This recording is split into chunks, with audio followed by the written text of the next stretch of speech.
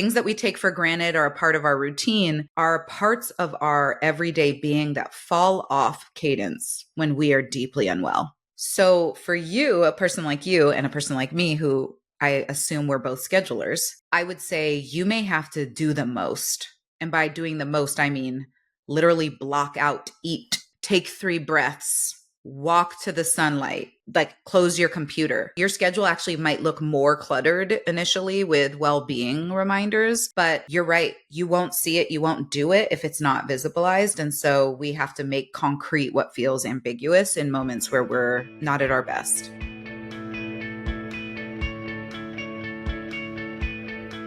Welcome, everyone. I'm so excited to be here today with my friend, Lindsey Fuller. Lindsey, welcome to What the Fundraising. Thank you so much for having me in. This is like the most long overdue episode ever, but I'm so thrilled we're doing it now. I feel like it found us at exactly the right moment when we need to have this conversation, when everyone needs to be having this conversation. So please just start by telling everybody a little bit about you and your work, and then we'll just go from there. Yeah, the universe actually delayed us in coordinating this for the exact right moment. We are meeting the moment, everyone. So buckle up, because this is exactly what we're both navigating and what I think most people in the social sector, in philanthropy, in schools are navigating. So yeah, I'm Lindsey, and I am the executive director at the Teaching Well, a legacy educator and mama of 3. I'm on a mission alongside my colleagues at the Teaching Well to attend to the largest staffing crisis in our country's history in schools. And now I'm starting to learn, it feels like we have people falling out of the nonprofit social sector as well as philanthropic foundations. We have a retention crisis and we have a burnout crisis. And so that's what we do. I'm like, building adult cultures we don't need to heal from, as we say, and doing it one org, one team, one individual at a time. And it feels like, wow, we're like in this moment that requires that culture to sort of be there from the beginning, needed it to be there 5 years ago, 10 years ago. And probably people hear that and they're like, okay, but I still do need to heal because I haven't been living in that culture for a long time. And then here we are with this sort of like onslaught of attacks on personhood and identities and organizations and issue areas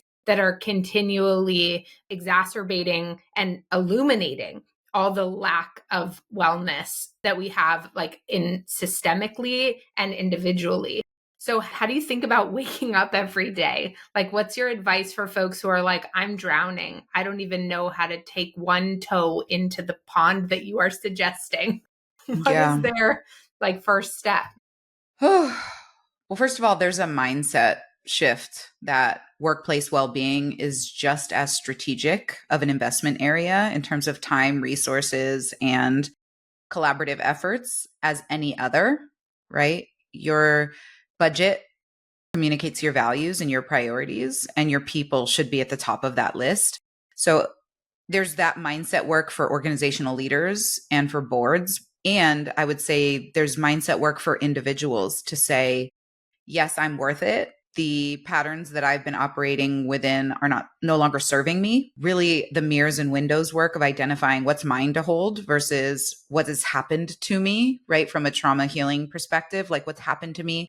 But also some of us have habits, behaviors, communication styles, systems that are running us into the ground, and no one's asking us to do that. So I think there's a level of reflection and discernment, but probably to get to that point, step 0 is figuring out how to microdose wellness, which is a huge concept that we are advocating for. It's not waiting until your next vacation or break. It's figuring out the 1% shifts towards greater well-being, balance, and sustainability, ideally embedded in your workday, like a walk and talk, converting the check-in at the beginning of your meeting to a phone call instead of Zoom that's outside. If you're on a physical campus or in a building, it's going to get sunlight any day where the sun is present. It's staying hydrated.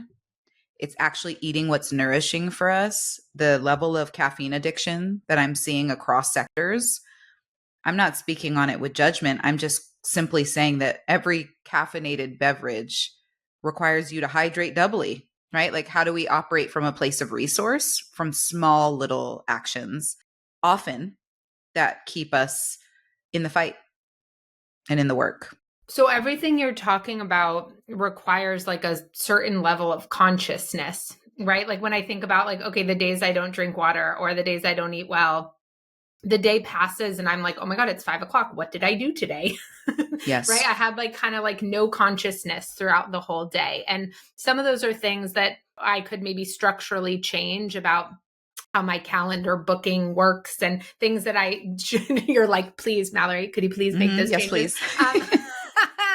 But there's also something about like, I just want to sort of illuminate that because I feel like we think that, oh, I can adopt a micro wellness habit. Sure, I can totally find those moments or those small steps, but without consciousness around your day, around how you're moving from thing to thing, you can't find those moments. You don't see them, you don't notice them, you don't feel into them, right? And I think that many folks are on the cusp. And so just setting an intention and creating some minor shifts, like ending your meetings 5 minutes earlier, right? 55-minute meetings instead of 1 hour meetings, or scheduling in water breaks, actually paying attention to the notifications on your Fitbit that say stand up. Okay. Like for many people, that's all it takes. But for the folks I think that you're speaking to who are low key in a disassociative state, are numb, are not in their body, are really deeply in fatigue or burnout, it's going to require more work. I don't want to in any way make folks feel like, oh, easier said than done, Lindsey, okay.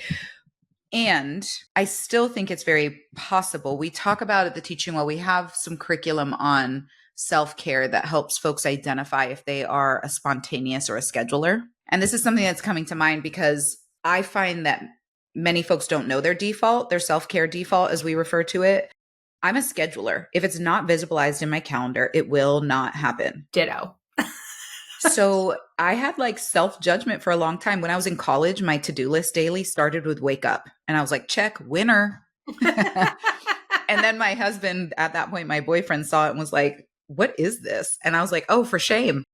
But actually, I realized that visibilizing things like lunch, breakfast, things that we take for granted or a part of our routine are parts of our everyday being that fall off cadence when we are deeply unwell. So for you, a person like you and a person like me, who I assume we're both schedulers, I would say you may have to do the most. And by doing the most, I mean literally block out, eat, take 3 breaths, walk to the sunlight, like close your computer. Your schedule actually might look more cluttered initially with well-being reminders, but you're right. You won't see it. You won't do it if it's not visibilized. And so we have to make concrete what feels ambiguous in moments where we're not at our best. I love what you're saying, both from the tactical side, but I also think it dispels this myth or perception that like self-care has to look a certain way, right? Like I think when people are like, oh, like self-care is like not for my work calendar, right? That's when I'm doing like bubble baths and yoga and whatever it is. And I think for me, I've always felt there's been a lot about like self-care culture that I have felt like really stresses me out. Absolutely. It's adding to my to-do list. It's adding to my budget. I feel guilt because it feels like I'm taking something that then isn't for my family in terms of resources. There's all types of mindset work around self-care. So one, I'll just say like, no, actually it should be embedded in our workday. We're afforded a lunch. How many of us are working through it? We're afforded breaks. How many of us are working through them? And that's what I mean around eventually landing on the discernment. And it might require the mirrors with a therapist or trusted friend, a mentor or a supervisor. But like, how much of this are we also participating in terms of our own burnout or our own fatigue, right? Your supervisor's like, please take your lunch. And you're like, yeah. So what does it mean to actually like schedule out your lunch? Like, this is the work. And I'll say self-care is equally important to collective care. And so I know that 2 of my colleagues, Jill and Aaliyah, became accountability partners to be with nature or outside every day. And every day they just send each other a picture. It doesn't have to be a long expressed note or a blog or a podcast or an interpretive dance. They just literally send each other a daily picture. And if they don't get it by the end of the day, they're like, hey, yo, what's up? They might Slack each other, like, noticed you didn't go outside yesterday. And it's just that well-being accountability that is enough to tip the scale in building a new habit. Okay, I love that. And I had almost like a version of that with a mom friend at one point where I was having so much like guilt around the state of my house, especially in the age of social media where like I'm like, does anybody own anything in their home anymore? Because mine looks like a kid's house, but everybody else like has a clean surface everywhere. And I'm just like, what is that life? And so my friend and I every day would text each other pictures of our messy house. And it was basically just like a grace habit, right? It was like a reminder of giving ourselves grace, of like not feeling guilt for our lives not looking like these curated lives that we were seeing everywhere else. And so I love that. Like, I love the idea of having an accountability partner for whatever it is, and especially those like little things. So yeah, that I love that. Okay, you said something at the very beginning that I want to go back to because, I mean, this is why I always feel like just so aligned with you. But I've said to organizations for years, like, don't tell me what you care about. Show me what you track. Like, show me what you track. Show me what you spend money on. Like, I really do not care if you tell me you care about this thing and your budget is not telling that story. And you said like there's mindset work for everyone to do, but like part of what I was hearing in that is like, there's like mirror work. Like there's like some real, like, yes, there's the way we think about mindset, but sometimes, I mean, I think you and I are talking about something different when we say mindset. Some people are like, oh, it's a mantra on a mug. And I'm like, no, it's like really being honest about the incongruencies between what we're saying and what we're doing, or what we are saying we're trying to achieve, but not willing to think in a way that will allow us to achieve it. Hello. This is a testimony. You know, our deputy director, Marisol, says the hardest part about working in the teaching well is being surrounded by mirrors who are also on their healing journey. Like, it literally became off brand for me to stay in a burnout window. I could touch on burnout, but climbing out of it as rapidly as possible supports our brand, supports my team, leverages the responsibility I have as a leader to model, makes me a better mom. But truly, like, being surrounded by people that are like, word, because I heard you say that like you intended to move your body every day. And again, it's not coming from a place of judgment. It's not a weaponized you said. It's actually a loving accountability that says, don't you want to heal? What is my responsibility, my opportunity, my possibility? How can I show you love by showing you yourself? And I just want to make sure you're consenting to this, to falling off of, you know, caring for yourself. I just want to make sure. It's all good. If you said you like drop the goal, you drop the goal.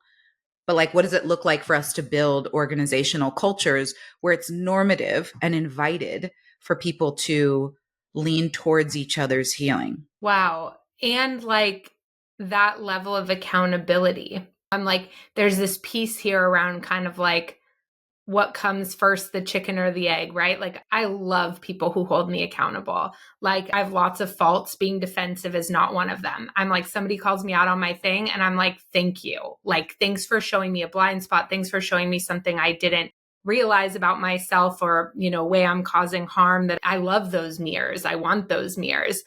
But it took a lot of self-work and like nervous system regulation tools and my own wellness journey to be able to look in the mirror, and a lot of like self-acceptance work and a lot of like deep, dark work to really be in a place where I want that level of accountability all the time. And so I'm like thinking about that piece around like, yes, like what you're saying is so critical. Like, how do we move to a place of accountability in all of these practices too? The same way we hold people accountable for their revenue number or how many meetings they're having a week. Like, how do we build in that type of accountability culture in ways that are aligned with individual goals around wellness and wholeness and all of those things?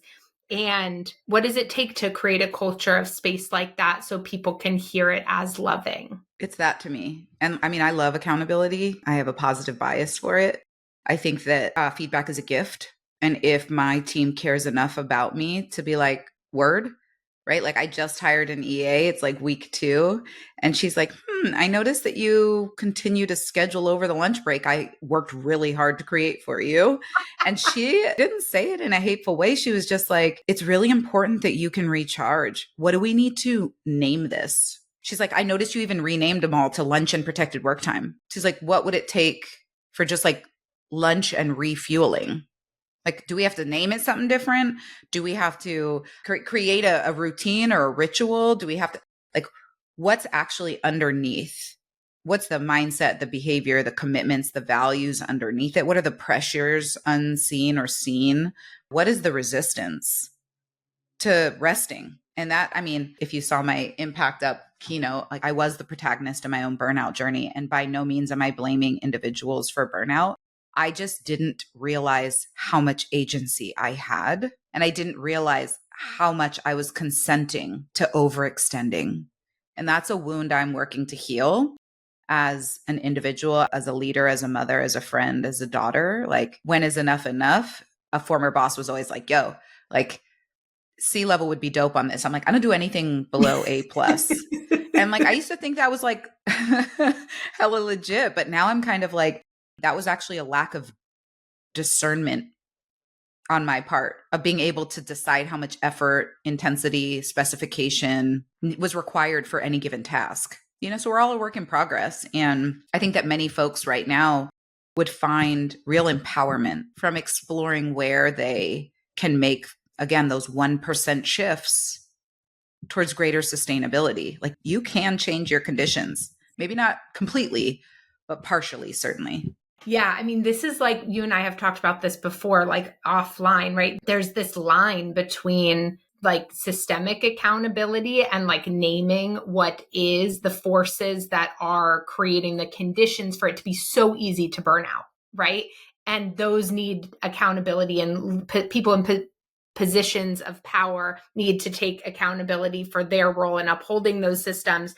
And there is this line between all of that being true and our personal agency. And not just that we have it, but how important it is to not forget that we have it. Because especially in the moment that we're in right now, I feel like everything is designed to make us forget it and to make us feel like we don't have any power, we don't have any agency. And what happens in a situation, I mean, like, we know from behavioral science, like, motivation is driven up by hope, right? The moment we are hopeless, we are frozen. There's nothing left. So we have to have hope in our own agency. We have to have hope in our ability to control some of our experience, not everything, like you said, but like play a key role in it. Or like, why would we not just surrender?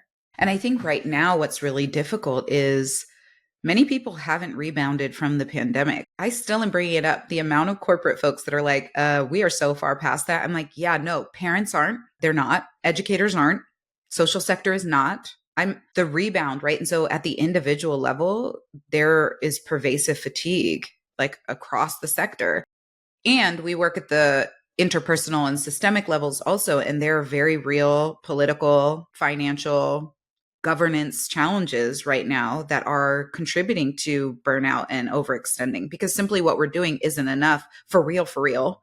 When new executive orders are dropping all the time, when whole federal grants are being yanked from people, it's scary. And I've been sitting and wanting to talk to you because I had this reflection a couple months back that I believe that philanthropy and community donors will decide which nonprofits live and which do not over the next 4 years. It's like, I can preach as much about microdosing wellness as is possible. I truly believe in it. And I'm like, there's a macro dose of community support that's needed in this moment. And yes, we need to get out of our own way and ask. You talk so much about like, how do we build the confidence to do so?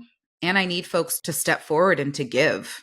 And right now, a lot of folks are talking about philanthropy freezing. I'm actually seeing a lot of courage in philanthropy also, of folks being like, no, we're going to double down. We're going to pull from our reserve. We're going to move to unrestricted dollars and gifts. And I also see donors. And I think one challenge, and I wonder if you have thoughts or advice here, but one challenge we're facing is that we just went through this mega election and people gave tons of money towards it. And then like in Oakland, right, we just spent over $1 million in a mayor election. And so we had a fundraiser on Saturday and folks were like, I've been giving so much politically and getting no return of investment. I'm tapped. And I'm like, dang, like, how do we make giving sustainable? And how do we help people trust into their generosity when truly they've been generous and they haven't been getting the results that their hearts and their spirits needed? Whew, this is a whole additional conversation. And I need to sit with what you're saying, because one of the big differences between political donating and a lot of nonprofit donating is the role of identity. We give politically, and we're already identified with the party that we're giving to. And it's part of the reason why political fundraising can be so outrageous. They can do things that nonprofit fundraising would you never write in an email ever, because no matter how irresponsibly they behave fundraising, nobody's going to change how they vote because of what that fundraising email said. Our identity is so cemented around our political position. In nonprofits, it's the opposite, right? We're continuing to make the case that what we're building, what we're doing is who that donor wants to be, right? The world they want to live in, and okay, you say you are this person, show me that you are. Exactly the same way with the organization, right? Don't tell me what you care about. Show me what you give to. Show me how you show up. Show me how you get to the cusp of your generosity. Show me how you give your best gift. And I think part of that has to do with, yes, there's the belief that their giving will make an impact. That is a critical part of philanthropy. But I also think there's this big piece around wanting to be the people who have done everything they could to make it so. And I do think that this is a time where, look, everything that people give to is not going to have an ROI. You're right. Some things are going to make it. Some things are not going to make it. And I think that we're going to have to call on philanthropists to step up and step in big and give it their best frickin' shot, because that's who they are and that's what they believe in. And we're going to see who does and who doesn't. I love it. Well, to tie a bow on it, I think the through line, what I'm learning from you and with you, is that there's an element of cultivating the identity you want in terms of your well-being and sustainability. Like, how do I want to be in relationship to work? And for philanthropy and individual donors, how do I want to be in relationship to collective care and efforts? What is my identity in terms of generosity and creating the future that we all deserve? So here's to more identity exploration with you. I just love being in conversation and dialogue, and I'm so grateful for you. I'm so grateful for you. I'm so grateful for this conversation. I'm going to make sure we have all the links of where folks go to follow you, to find out more, to listen to the podcast, get all the microdosing wellness tips they can. So thank you so much for spending this time with me today. Yeah, appreciate you, Mal. Talk to you soon.